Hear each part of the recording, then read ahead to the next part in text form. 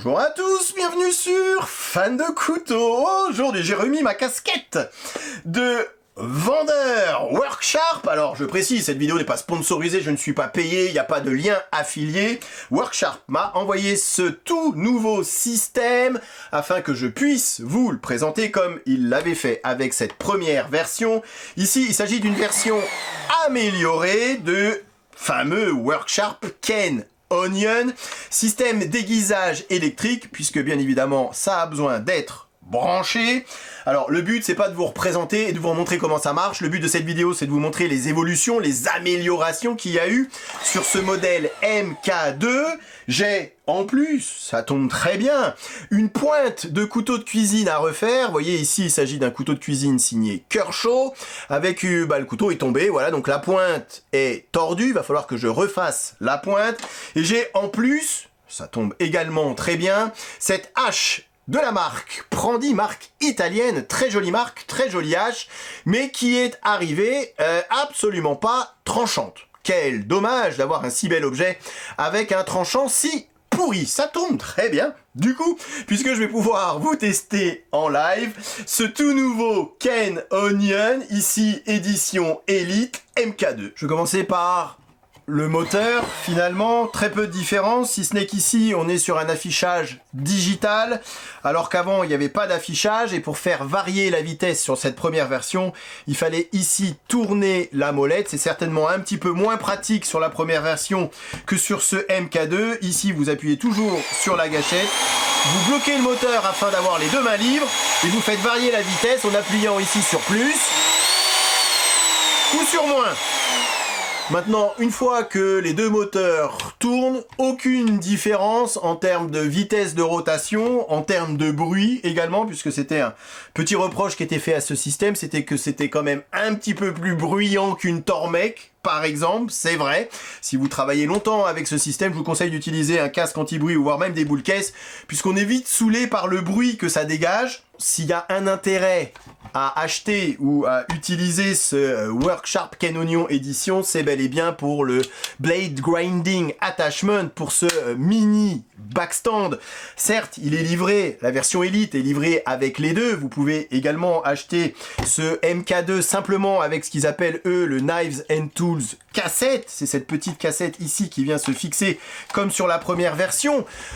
Mais je vois pas trop l'intérêt, honnêtement, d'aller dépenser, alors je vous dirai les prix en fin de vidéo, mais d'aller penser dans les 200 € simplement pour ce petit système qu'utilise une petite bande abrasive, un petit peu comme sur la première version. Alors certes, il a été amélioré par rapport à la première version, mais voilà. Je trouve qu'il y a d'autres systèmes qui utilisent un guide, qui sont certainement un petit peu moins cher et tout aussi efficace. Non, vraiment, pour moi, l'intérêt d'utiliser cet affûteur électrique, c'est bel et bien pour le backstand et quasiment que pour le backstand et non pour ces petites, comme ils appellent, Knives and Tools cassette. Alors, je vous montre comment ça fonctionne et disons pas comment ça fonctionne, tout ça je vous l'ai déjà montré, mais les améliorations qu'il y a eu et les petites modifications qu'il y a eu par rapport à la première version. Vous voyez ici, on clipse la bande et c'est le principe d'avoir le moteur qui entraîne la bande abrasive. Donc vous avez toujours ici ce guide que vous réglez grâce à cette molette à l'arrière, molette un petit peu plus pratique, il est vrai, à manipuler que la molette de la première version, mais bon,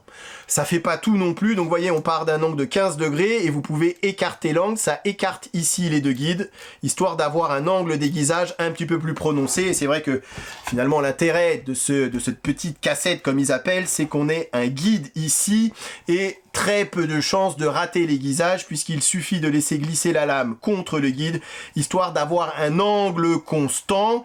Il y a 2-3 petites choses à savoir et je vous en reparlerai lorsque je vous ferai la petite démo comme ça sur ce mini backstand, puisque comme je l'avais dit sur la première version, il y a une chose et presque une seule chose finalement à faire attention lorsqu'on utilise ce Worksharp, que ça soit avec la cassette, que ça soit avec le mini backstand, c'est que ça ne pardonne pas. Ici, bande abrasive extrêmement abrasive, il n'y a pas de retour en arrière. Si vous abîmez le tranchant, si vous abîmez la pointe, si vous déformez la géométrie du tranchant, il n'y a pas de retour en arrière. La matière, l'acier, il a été enlevé, il va falloir retravailler la lame pour rectifier les erreurs éventuelles. Donc ça, c'est une chose à savoir, faites vraiment attention, ne vous lancez pas tout de suite sur des couteaux extrêmement chers ou des couteaux auxquels vous tenez énormément, commencez avec des couteaux très bas de gamme, puisque je vous le dis, par expérience personnelle, ça ne pardonne pas et on peut vite se retrouver déçu et voir un peu désenchanté en disant « Ah putain, je viens de bousiller la géométrie du tranchant, mon couteau il ressemble plus à rien » et franchement, on peut vite être déçu. Donc ça, c'est vraiment le point essentiel, je pense, à savoir, encore une fois, que vous utilisez celui-ci ou celui-là. Alors, je reviens sur les petites modifications qu'il y a pu avoir. Ça change pas du tout au tout non plus, mais voyez ici le guide était assez carré, ici il a été légèrement biseauté afin que lorsque vous aiguisez votre EDC, votre couteau de poche avec Sumstud, vous n'ayez pas les Sumstud ici qui viennent taper contre le guide. Maintenant, je ne conseillerais pas non plus d'utiliser cette petite cassette ici sur des couteaux de poche puisque on est vite un petit peu, vous voyez, gêné. Ici, on a les Sumstud qui peuvent vite aller frotter contre la bande abrasive et encore une fois, une fois que c'est frotté, hein, il n'y a pas de retour en arrière. Donc voilà, c'est peut-être très bien pour les couteaux de cuisine. Certainement, pour les haches également, pourquoi pas, hein, on peut aiguiser sa hache comme ça en se servant du guide, mais encore une fois, si on investit autant dans un système électrique, c'est vraiment pas pour cette petite cassette, ce Knives and Tools cassette. Alors vous pouvez toujours, et ça c'est la démo qu'ils vous font en vidéo sur le site ou sur la page YouTube de Worksharp, c'est que vous tournez ici la cassette et vous pouvez, comme ceci, vous voyez, en faisant tourner la bande abrasive à main levée, là par contre, allez aiguiser. Voilà, votre hachette. Maintenant, lorsqu'on parle d'aiguisage à main levée, honnêtement, vaut mieux investir quelques euros de plus dans ce backstand. Pour ceux qui se poseraient la question, puisque je me la suis posée, non, le backstand du MK2 ne s'adapte pas sur la première version. Ils sont malins chez Worksharp, si vous voulez ce nouveau backstand, il ne s'adapte que sur le MK2. Alors, si j'avais encore une fois qu'un conseil à vous donner, chez Worksharp, ils vont vendre le système MK2 simplement avec le moteur et le Knives and Tools cassette et vous aurez la possibilité, plus tard, si vous le souhaitez, d'acheter, comme une pièce détachée, ce backstand. Maintenant, ça vous coûtera plus cher de l'acheter en deux fois que si vous achetez, comme ici, ce pack Elite, où vous avez à la fois la cassette et à la fois le backstand. Et je le répète, mais pour moi, ce système vaut vraiment le coup, est intéressant, parce que il y a ce backstand. C'est vraiment pour ça, à mon sens, qu'il faut craquer ou qu'il faut investir dans ce système d'aiguisage électrique, puisque en plus d'aller aiguiser vos couteaux, en plus d'aller aiguiser vos haches, vous allez pouvoir faire énormément de choses avec ce système. Souvenez-vous, j'avais fait une vidéo avec Joe Kamaxrom qui était venu me voir, où on avait assemblé un couteau de chez Eurotechnique, vous savez, un couteau à monter soi-même. Donc vous pouvez façonner des plaquettes en bois, vous pouvez façonner des plaquettes, vous pouvez refaire le manche de votre couteau en bois. Vous pouvez, voilà, vous avez un clou, vous avez plus de pointe, vous pouvez aller travailler sur la pointe du clou grâce à ce système et grâce aux bandes abrasives. Donc on n'est pas limité non plus qu'à aiguiser des couteaux comme d'autres systèmes sont limités. Voilà, une T1, c'est, je l'avais dit, hein, chez Tormek, c'est que pour les couteaux de cuisine. Non, celui-ci est vraiment hyper polyvalent. Vous allez pouvoir, et je vous montre ça dans 2 petites secondes, refaire la pointe de votre couteau.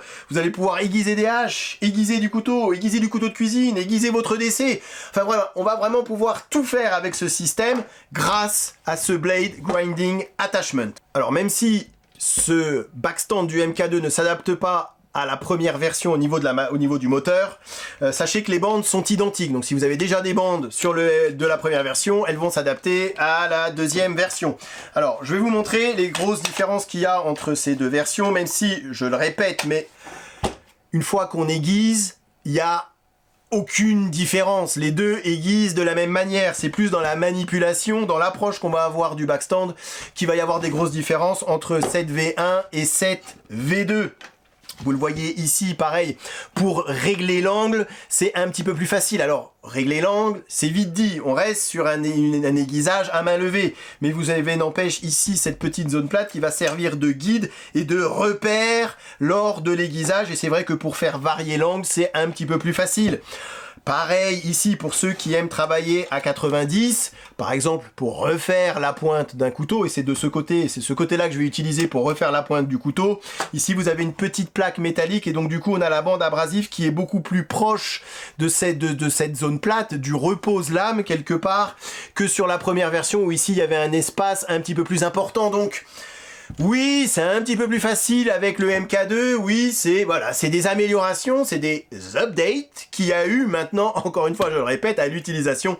Ça change fondamentalement pas grand-chose. Par contre, il y a une chose qui va changer. Alors, je vous mets la bande bien évidemment que j'ai déjà utilisée, un petit peu abîmée. Vous voyez ici, vous avez toujours ce petit ergot qui vient bloquer la bande. Voilà, vous appuyez sur la gâchette, vous avez toujours, ça marche comme sur la première version, ici cette petite molette qui va vous permettre de centrer la bande sur les roulettes. Vous voyez, si je fais tourner la molette, voilà, ça fait bouger la bande. Par contre, il y a une chose qu'il y a sur cette V2 et qu'il n'y avait pas sur la V1, c'est la possibilité de jouer sur la convexification de l'angle. Grâce à cette molette ici que vous pouvez bouger, alors c'est mieux de la bouger sans la bande, mais je peux la bouger quand même avec la bande, vous voyez, comme là. Je la passe sur le cran du milieu. Normalement, j'y arrive. Voilà. Et donc, du coup, ça va jouer sur la souplesse qu'il va y avoir au niveau de la bande abrasive. Et donc, du coup, plus c'est souple, plus ça va convexifier votre tranchant. Moins c'est souple, moins ça va le convexifier. Donc là, on a la possibilité, quelque part, de jouer sur la convexification de l'angle. Sachant que et je l'avais dit lors de la première vidéo, lorsqu'on utilise un backstand, lorsqu'on utilise ce mini backstand, on va avoir tendance à convexifier l'angle par rapport à un Apstone par exemple, où là on va vraiment travailler sur un tranchant en V parfait. Là non, on va vraiment avoir tendance à arrondir légèrement le tranchant grâce à la souplesse de la bande, et c'est ça que permet également cette petite molette, et ça c'est vrai que c'est une petite amélioration par rapport à la V1. Donc comme j'ai dit en présentation, ce système est vraiment ultra rapide, ultra performant, voire même presque trop performant parfois, puisque ça ne pardonne pas. Et je vous l'avais dit lors de la première vidéo, ce système ne pardonne aucun mauvais geste. On peut très vite bousiller son tranchant. J'ai pris la bande la plus abrasive, bien évidemment que le système est livré avec différentes bandes et différents types de bandes. On part toujours de la bande la plus abrasive pour aller à la bande la plus fine. Vous avez en plus livré avec, et ça c'est nouveau sur cette version, un strobe. Alors c'est pas vraiment du cuir, mais vous avez de la pâte à polir que vous allez pouvoir appliquer sur cette bande et sur ces bandes qui sont faites exprès, histoire d'arriver à un tranchant poli miroir, ce qui n'était pas vraiment le cas sur la première version, mais on était sur un tranchant qui était largement suffisant. Un petit passage au cuir après et le tour était joué, mais là vous avez en plus la possibilité d'arriver vraiment à avoir le tranchant le plus miroir possible. Donc je commence pas trop rapidement, puisque plus vous allez aller vite et plus ça va chauffer l'acier. Ça aussi, c'est peut-être un reproche qu'on pourrait faire à ce genre de système, c'est que si vous travaillez très longtemps sur la lame, elle va avoir tendance à chauffer excessivement. C'est pour ça que quand vous regardez, vous voyez certains couteliers qui travaillent sur des backstands, ils les plongent dans de l'eau, c'est pour refroidir l'acier, pour ne pas bousiller ou altérer le traitement thermique de l'acier, de la lame. Donc ça aussi c'est une chose à savoir, et donc je vous conseille en tout cas de commencer à des vitesses pas trop élevées. Si vous allez très vite, certainement c'est plus rapide, mais ça chauffe également un petit peu plus vite la lame de votre couteau. Tout est histoire, est affaire de compromis. Allez, je commence. Alors je suis pas dans la position la mieux qui soit, mais je vais essayer quand même. Donc là le but, c'est de refaire la pointe du couteau qui est, comme vous pouvez le voir, qui est légèrement tordue. Donc je vais enlever de la matière.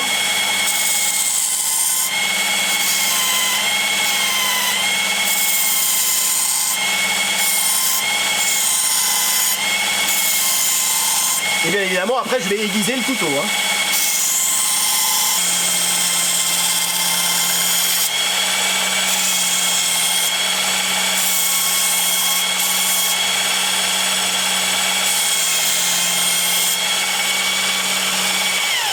Ouais, j'arrête le moteur 2 secondes, mais c'est vrai que de travailler sur ce côté, vous voyez, avec la bande à 90 par rapport à la plaque de support, ici, ça permet également, vous voyez, si vous avez un couteau avec des arêtes un petit peu saillantes sur le dos de la lame, ça vous permet également d'arrondir légèrement le dos de la lame.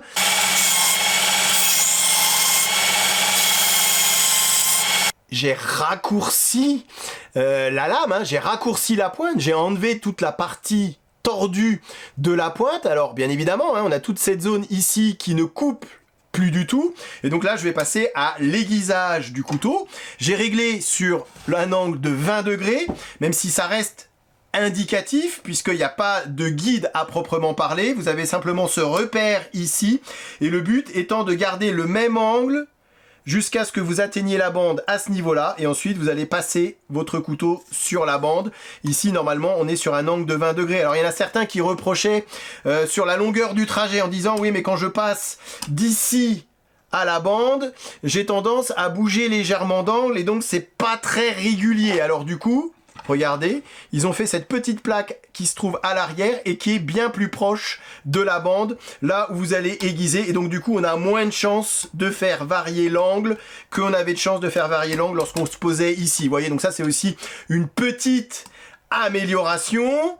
Encore une fois, c'est pas la révolution, mais c'est vrai que ce système, et voilà, il a été un petit peu plus réfléchi, ils ont amélioré à ce qu'ils pouvaient changer pour nous proposer un système un petit peu plus abouti que sur la première version. Je vais pas tout vous montrer puisque c'est hyper efficace, je vais juste vous montrer à quelle vitesse on arrive à choper le morphile grâce à cette bande abrasive. Je vais passer sur plusieurs autres bandes et vous verrez à la fin qu'on a retrouvé un tranchant rasoir de chez Rasoir, puisque là, bien évidemment, on n'a plus aucun tranchant. Alors, hop, je démarre. Je bloque, je vais aller accélérer un petit peu, hein. Je mets un peu plus de vitesse, je me réfère ici, je passe. J'ai bien évidemment insisté un petit peu sur la pointe puisque c'est là que j'ai abîmé la lame le plus.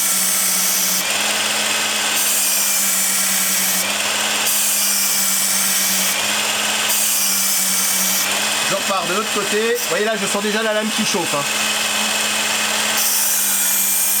Voilà, et là j'ai déjà le morphile. Je sais pas si ça se voit à ce niveau-là, mais le morphile, je le vois qui se crée. Voilà, on le voit, hein. À l'extrémité du tranchant, vous voyez là. Donc il est déjà créé le morphile.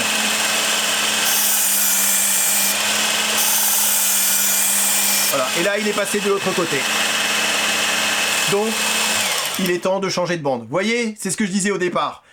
Rapidité, efficacité, certes, ça demande un petit peu d'habitude, mais une fois qu'on a maîtrisé le geste, honnêtement, il n'y a pas plus rapide que ce système électrique, la Pierrot japonaise, et j'y serai encore, hein, forcément. Vous voyez, comme je vous disais, on a la bande qui arrive à se coincer derrière. Ça, par contre, c'est vraiment pas très pratique du tout. En tout cas, bien moins pratique que sur la première version. C'est pour ça que je pense que cette plaque-là, elle va vite gicler. Allez, je passe aux autres étapes et je vous montre le résultat une fois que j'ai terminé le tranchant. Alors, je vais vous donner 2-3 astuces qui viennent pas de moi, mais voilà, comme un rétex, retour d'expérience. J'ai remarqué que lorsqu'on aiguise, il faut pas, et surtout pas, se tourner exagérément ou essayer de suivre la courbure du tranchant, puisque on va trop l'arrondir le tranchant, et finalement c'est ce que je disais au départ, c'est qu'on va se retrouver avec un tranchant qui n'aura plus rien à voir, qui n'aura pas du tout la même géométrie que le tranchant d'origine. Il faut vraiment essayer de tirer le plus droit possible, et toujours penser à, lorsqu'on arrive au niveau de la pointe, soulever la pointe, soulever le couteau, et pas tirer tout le long de la bande, puisque vous allez agrandir, allonger le tranchant et déformer encore une fois la géométrie du tranchant. Donc ça, c'est deux choses à laquelle il faut vraiment penser. C'est essayer de rester le plus perpendiculaire par rapport à la bande, et surtout au niveau de la pointe, bien la retirer lorsqu'on arrive à peu près au milieu de la bande. Bon, je suis pas convaincu par la bande effet cuir, hein, là. Vaut mieux, à mon avis, un bon cuir maison. Ça fera, je pense, ouais, bon. Je vous laisse seul juge. Donc, vous voyez au niveau de la pointe, hein, voilà, j'ai vraiment j'ai rectifié la pointe. Alors oui, ça a un petit peu raccourci le couteau, mais j'ai essayé de garder vraiment la géométrie d'origine. Voilà, et puis j'en ai profité pour refaire l'intégralité du tranchant. On va voir ce que ça donne, hein, sur le papier du bottin, mais voilà, j'ai aucun doute en tout cas sur sur l'efficacité du système. Vous voyez au niveau de la pointe, hein, on était vraiment sur où il y avait vraiment zéro tranchant, et là en 5 minutes j'ai retrouvé du tranchant. Donc c'est ce que je vous dis, on est vraiment sur un système, voilà, pour moi c'est vraiment le système le plus efficace, le plus rapide. J'ai pas envie de dire le plus performant, puisqu'on arrivera à ce type de tranchant avec d'autres systèmes, mais en beaucoup plus de temps. Ça, ouais. C'est vraiment redoutable. C'est redoutable. Bon, allez, je passe à la hache, parce qu'elle a quand même bien besoin d'être aiguisée, celle-là. Je vous montre avant. Puis je vous montrerai après, hein, puisque je vais pas tout vous filmer encore une fois. Mais là, regardez. Ah, là, je peux y aller, là. Hein. Là, j'ai aucun risque d'avoir une petite épilation. Donc, voilà. Ça a vraiment, vraiment besoin d'une bonne séance d'aiguisage.